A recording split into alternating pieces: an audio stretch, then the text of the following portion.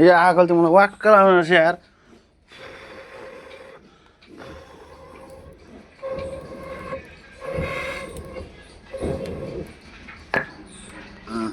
खोर्सानी पकाएको खोर्सानी पनि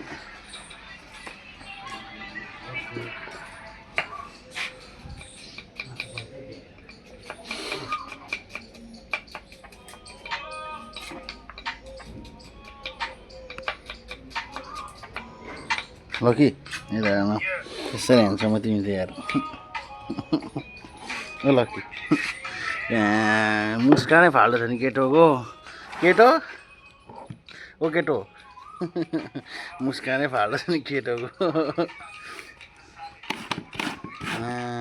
पत्ता निचरा पनि यस्तै ढिसा पनि यस्तो ह्यान्डसम छ कि